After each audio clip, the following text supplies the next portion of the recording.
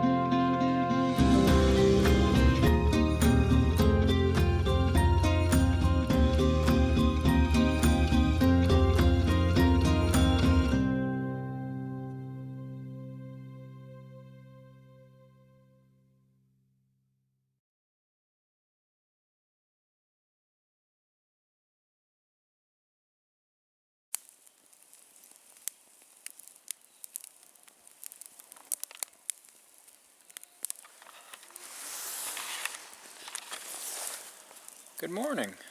It's about 5:15 now. I've been up for an hour and a half. Didn't sleep a wink last night. I'm not entirely sure why. Maybe because I had a bass around midnight and my body was digesting that. I was also just thinking a lot, thinking about the days to come. So it could be that I was distracted. The mosquitoes were worse than they had been in a few nights. Not nearly as bad as they were about a week ago, but they were worse, and it was a fairly warm night, so I wasn't comfortable hiding under the sleeping bag, so I just laid out and kind of played defense against them all night, so that could have been why as well. Probably a combination of factors. Regardless, I'm feeling okay for now. I'll definitely have to nap this afternoon, but I'm just cooking up some fish for breakfast. I've had some cattail shoots and rhizomes, and I'm gonna get out on the water pretty soon and see if I can catch myself something for lunch. I've already got some fish that I caught last night, but never hurts to have a little bit more.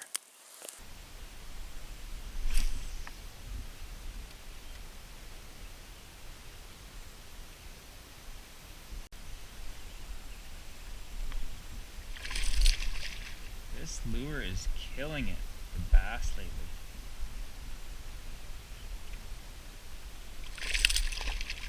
And this bass is a jumper.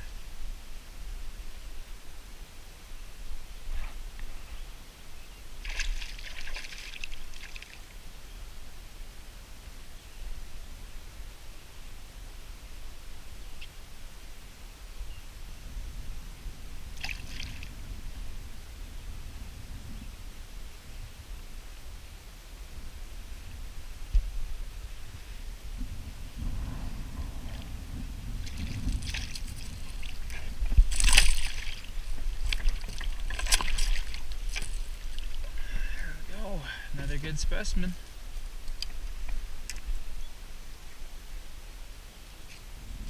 This is the little crankbait that's been giving me so much luck. Mostly with bass, but also with perch. And I caught a walleye with it as well. So this is climbing the ranks in my tackle box, becoming one of my go-tos. Got some weight to it, that or else it's wrapped in weeds.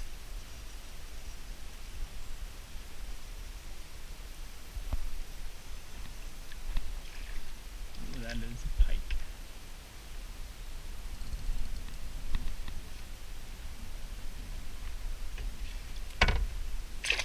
Not a bad fish.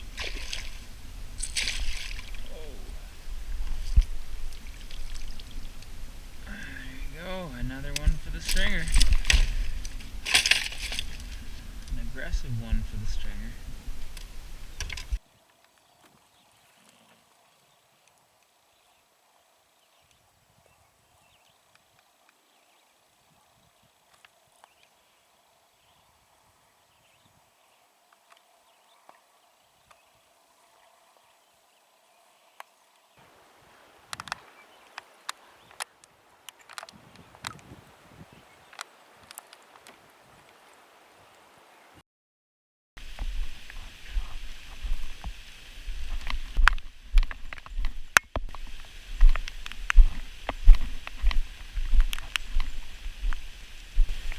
feel 80 years old this morning.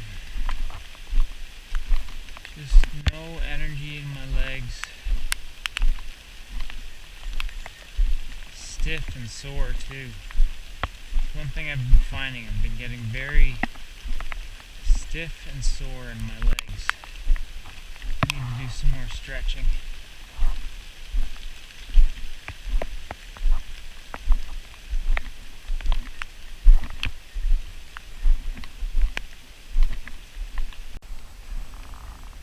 Got a little trio of mushrooms here. I'm gonna pick one of these and bring it back, but I guess they're all coming with me. So I'll take a look and see if I can identify these ones. It's been a little while since I found some new mushrooms, so worth a shot. We're at day 42 now, the end of week 6. And as per tradition, I'm going to do things I miss, things I don't miss about society. Things that I miss: my bed, having a regular sleep schedule that allows me to be well rested. A nice hot shower would be nice. In terms of food, I could go for some salt, some sugar. Go for some nice juicy vegetables or fruits. Those would be good.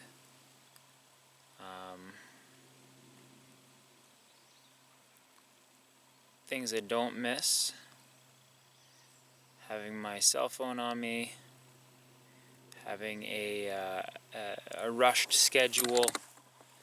Don't miss alarms. Don't miss not fishing every day. That's something that's been really nice, is getting out there several hours a day to fish. I love it. It's great. I love fishing.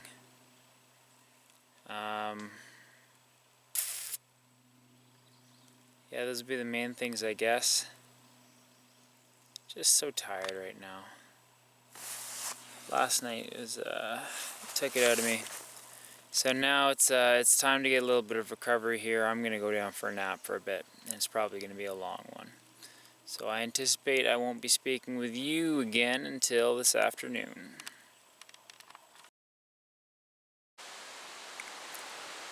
I'm just getting up from my nap.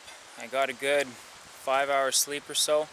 It's early afternoon now, and what was a cool rainy day has turned into a hot and sunny one. So I'm going to need to make an effort to stay cool here.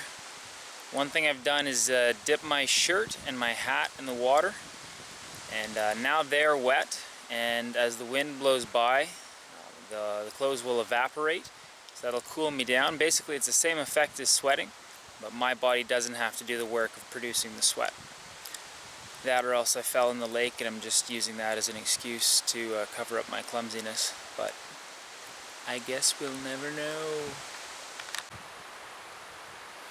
Back on day 8, I believe it was, I made a hand drill friction fire kit and tried to get a fire started with that. I wasn't able to, as it was at the end of a long day and I didn't have the energy. I haven't tried it since then, and it's been over a month now. I think I'm going to give it another go. Hopefully I've got the energy for it. Like I said, it's a hot day, and I'm not at my peak energy right now, but I did just get up from a nap, had a little snack, so hopefully I'm doing all right. My one big concern is my hands. I haven't been practicing the hand drill, and it can be quite damaging on the palm, so it's possible that I'll start to develop a blood blister. And if I can feel that starting, I'm going to stop. I'm not going to keep going and push through and end up with terribly damaged palms for the sake of a demonstration video, because obviously I need to keep my hands in good shape. So I have my fire set up here, ready to receive my tinder bundle. I have my tinder bundle made up of those dead ferns that I love to use, just being held down by a rock right now. It's a little bit windy out. Got my things hanging to dry. Got some white caps out on the lake.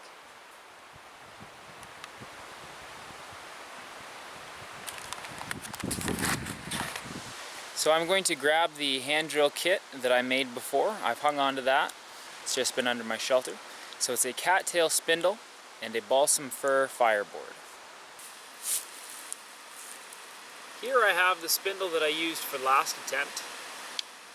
It seems to be in good shape still, but I always like to have a backup on hand in case it snaps. These cattails are good in that they are not dense. You want a very dispersed wood, so something that is not dense, as that's much more effective for getting your ember. However, the lightness of the reed can result in it shredding between my hands. So as a result, I'm going to keep this one. I plan on using it, but I'm also going to make a second in case the first one breaks. So I'm just going to cut this off at a good length.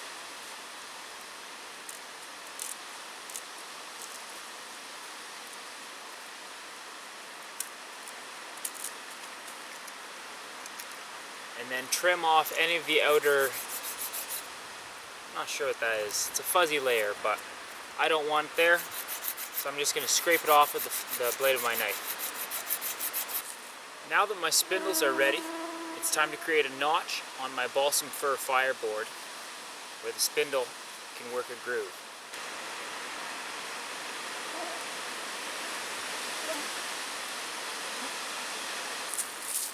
So I have a rough notch, a rough groove cut in there, and that will basically just allow the end of the spindle to rest in there, and as it works in, it will smooth it out, and this tip will round off, and this tip, or this hole, will become concave, and the two will marry, and they'll create a good bond.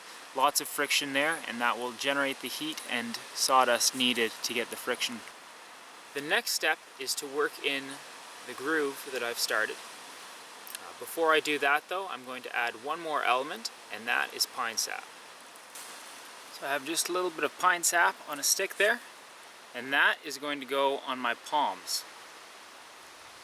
I'm going to be careful not to get this on my fingers, but I will rub that into my palms, and that allows me to increase the amount of grip that I have on the spindle and apply more downward pressure and get a greater rotational speed going.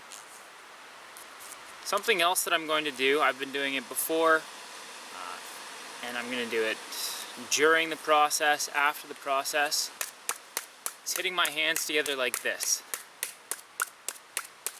That will increase the blood flow to my palms and prevent blisters from forming. If I feel that there are hot spots forming on my hands, I'll stop and do that, hopefully get the blood in there before they turn to blisters. When you're in a survival situation, you don't want your hands to be damaged, so it's important to try and protect them. If I had done this, say 2 months ago, when I'd been practicing it several times a week, I would have had big calluses on my hands that protected them, and basically I could go for an hour with the hand drill and not get a blister.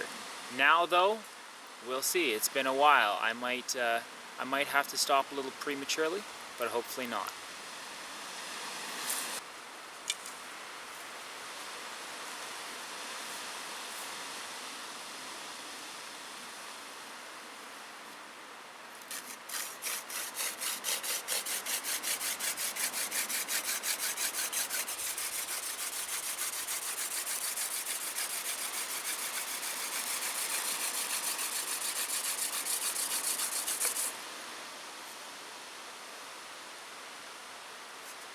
And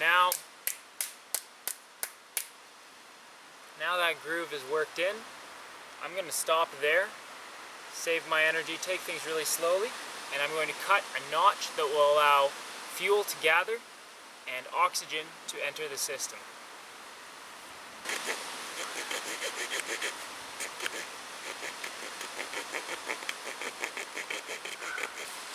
Now that is not the most beautiful notch I've ever cut, but I think it should work. I've taken to cutting a different shaped notch than I would for the bow drill. The reason being, you'll notice that I don't have the notch protruding very far into the actual groove. Again, the cattail spindles are quite soft, so I found that if the notch was too large, the spindle would tend to slip into the groove and then shred.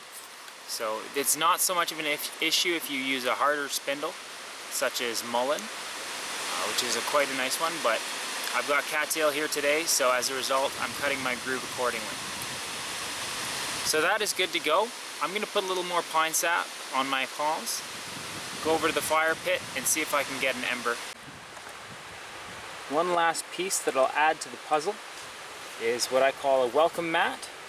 So that goes down here, the fireboard goes on top, and that just allows the sawdust to collect here, and then I can easily transfer the sawdust from the welcome mat into the tinder bundle. And the tinder bundle today is dry dead ferns. Just gonna make a little bird's nest out of that. The ember goes right in here.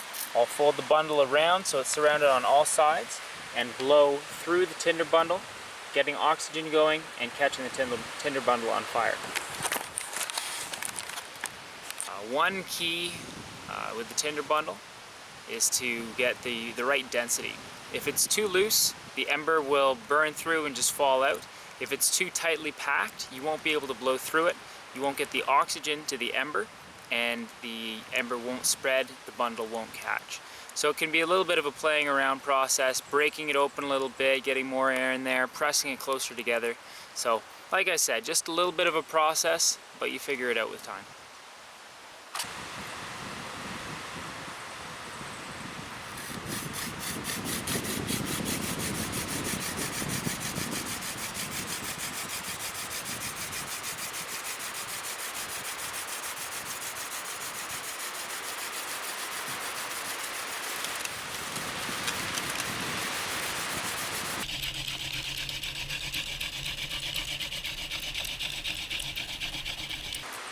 Definitely weaker than I was last time I did this.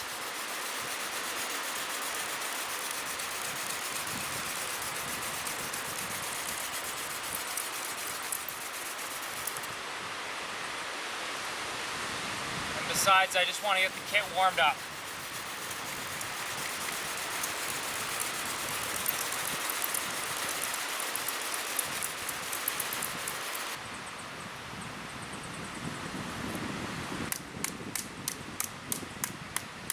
I've got a bit of sawdust forming in the notch now, but I'm tired.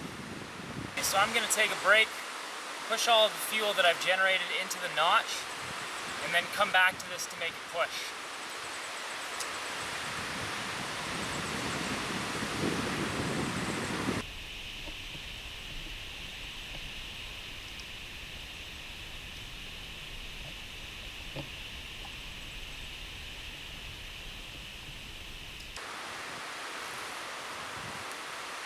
Now I can feel my energy levels steadily dropping, and I have a hot spot that is going to perhaps soon become a blister on my left palm.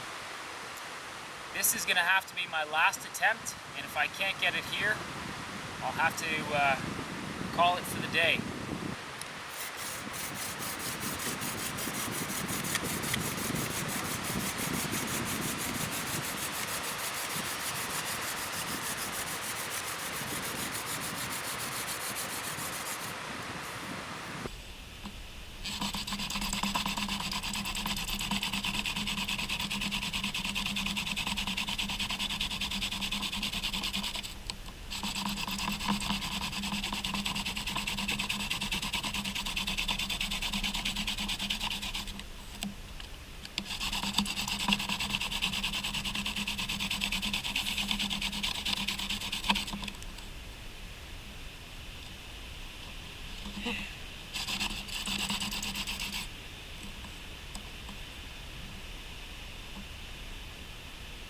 Not happening. I can already see I've got a blood blister going, so.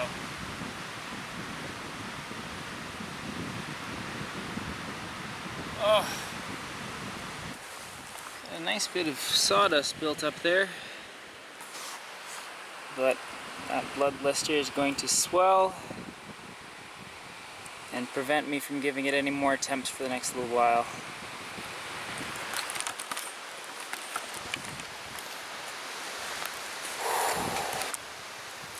So that is definitely one downside of the hand drill. A couple downsides of the hand drill. One is that you yourself have to generate more force, which is fine if you have the energy, but I don't today. And you don't have the mechanical advantage of the bow. It's also much more damaging to the body itself. And yeah, just because of the damage to the hands, I can't take a break and come back to it like I did with the bow drill.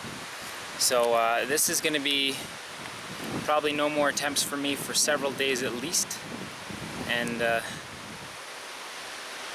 yeah, I don't know, we'll see if I can get another shot at it before I head back home. But sorry guys, I did my best today. Just not happening with the amount of energy that I have. Also a hot day. I didn't get terribly smart with this. I haven't eaten since breakfast, and it's hot. So poor planning.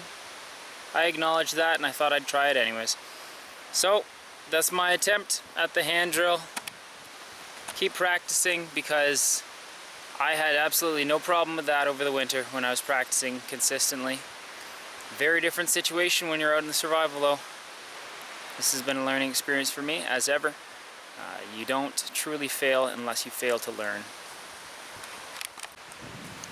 I can't just stop there. I've put so much work into making a nice tinder bundle and a nice fire ready to accept it, so I've got the sawdust. I'm going to light the sawdust on fire, create an ember, transfer that ember into the tinder bundle, and start my fire from there.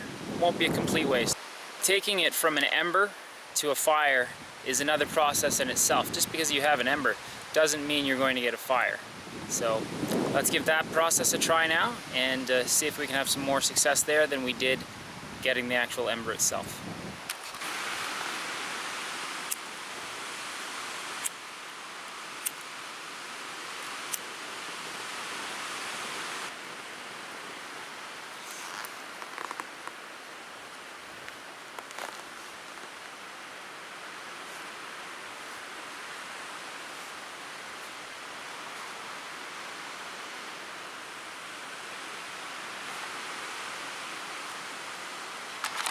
So we have our little ember there.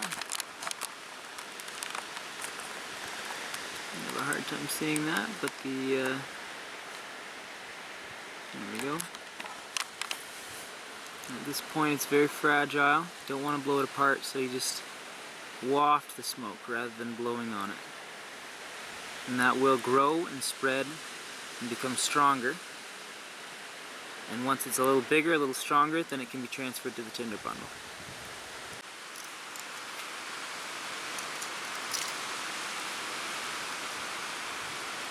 So I'm going to gently tap this, try to separate it, remove it from the notch. I don't want it to fall apart because it could break up and go out on me, so I'm just going to gently encourage it with my knife there. There we go.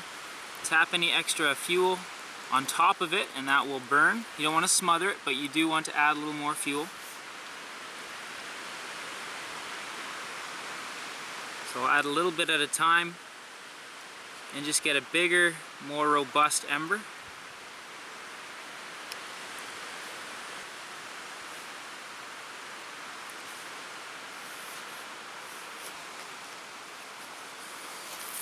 I'm going to get my tinder bundle over here. And this is another delicate process. You want to transfer it into the tinder bundle without dropping it and having it fall apart on the way in.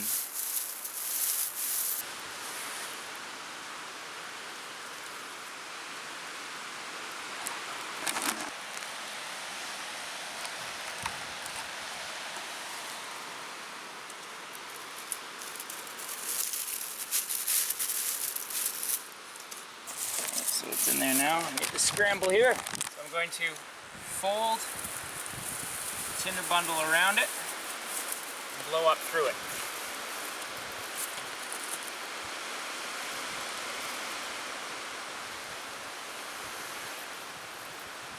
This is a nice breezy day, which helps with the airflow. I could probably just hold that and let the wind take care of it.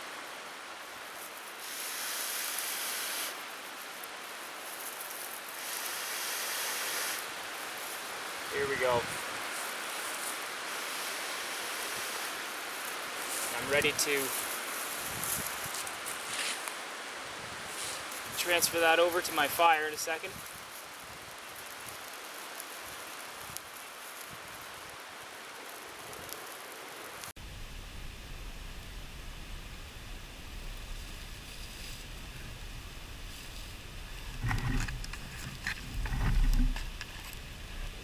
Not exactly as I wanted it to, but that's the hazard that comes with trying to film and do things and all this business. I think that should catch.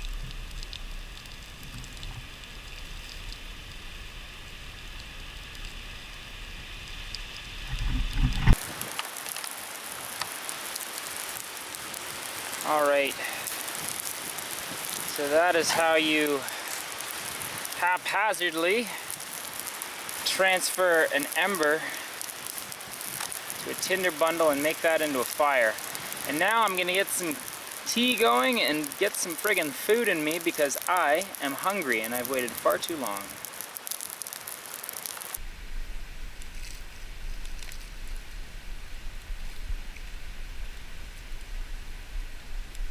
Tea for today is going to be mint.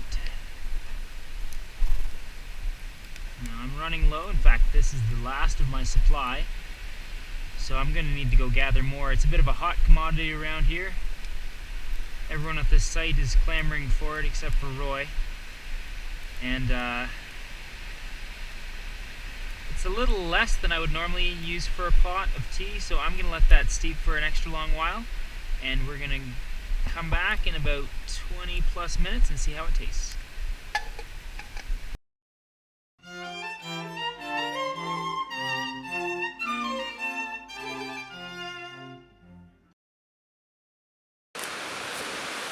My mint tea has now had about 20 minutes to steep and it should be good to go. Let's give it a try.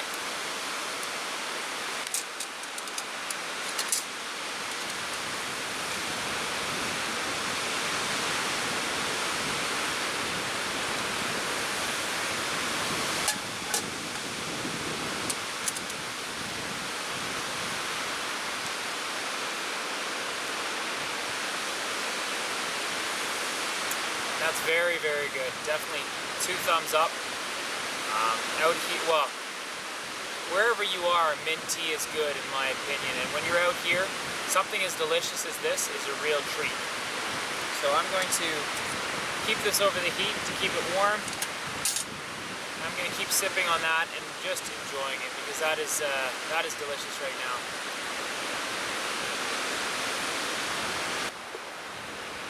Speaking of real treats, my fish is done.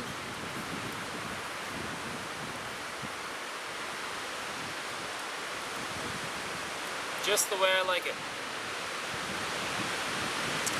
Burnt black on the outside, the skin, and the inside is tender and flaky. Now at first I was picking the skin off, but now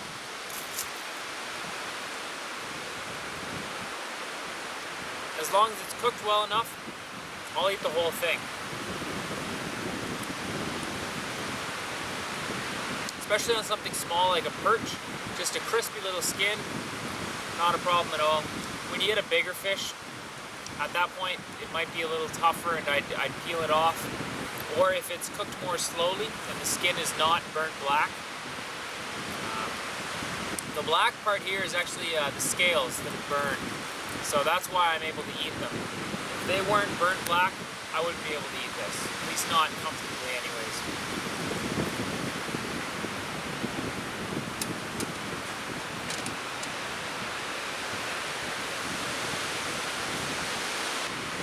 I had a long nap today, but even still, I'm quite tired. I got literally 0 minutes of sleep last night. And It was a hot day. I was working on the hand drill, and that took a lot out of me. The day is dragged on. I need to get fuel in me, so whether it's falling on the ground or not, I'm gonna pick it up, blow on it, knock it on the ground again, pick it up, not blow on it this time, and just eat some dirt with it.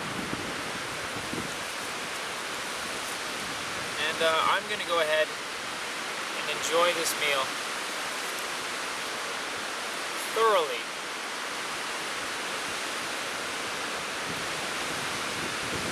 And just hope that the wind calms down a little bit so that I can paddle to shore. Because right now it would be a challenge. Let me show you what we're dealing with here.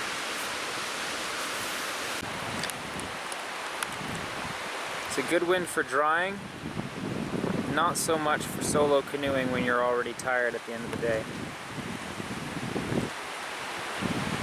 I would like to get to shore for our walk though.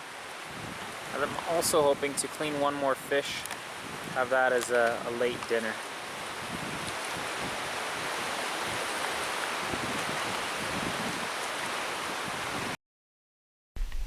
Wind's calmed down a bit, so I'm taking my tired self and getting to the mainland with Roy, where we shall walk. You wanna hop in? Come on, bud. Hey, there we go. That's how you hop in. None of this fancy one step at a time business that got you in the water last time. As much as I don't like to see Roy miss the boat and end up half in the water, it does make me feel a little better about myself to realize that we all make mistakes. I would say we're all human, but not this guy. We're all animate and fallible.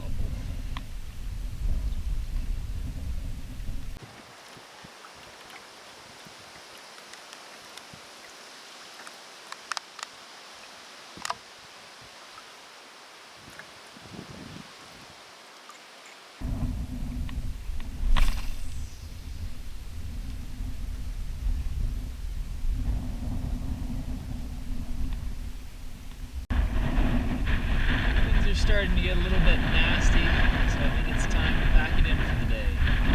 No fish on this outing, but that's alright. I've got one to eat now and two for tomorrow.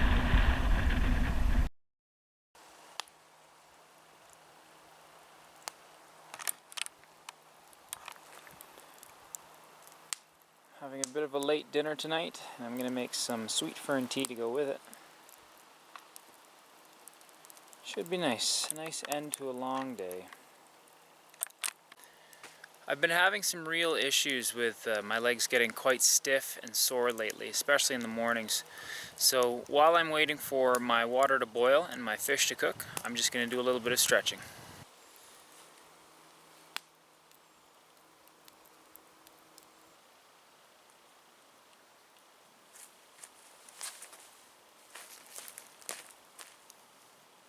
Well, I hate to say it, the break I had from the mosquitoes was a short one.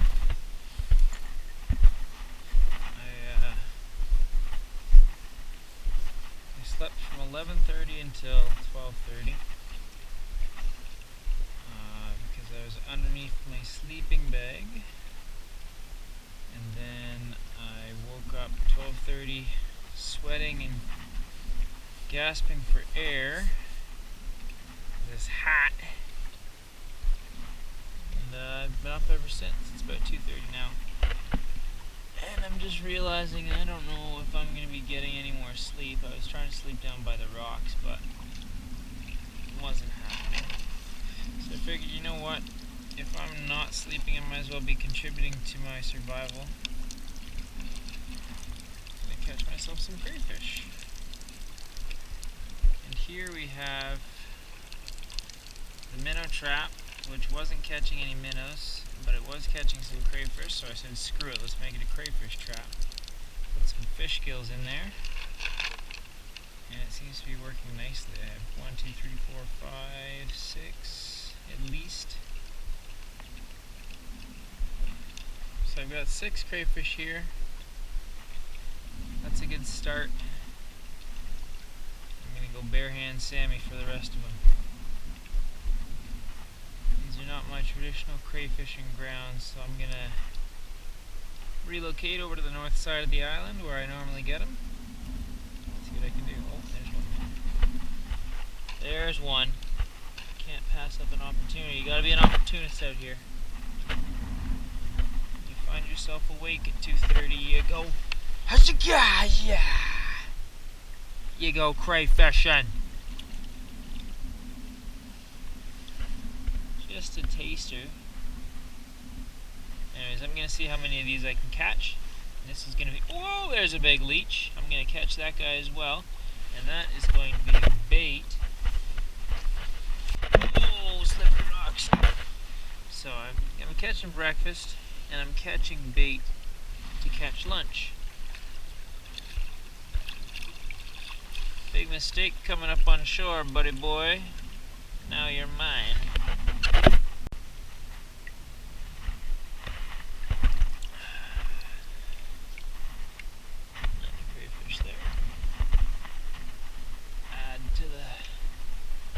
The breakfast pot.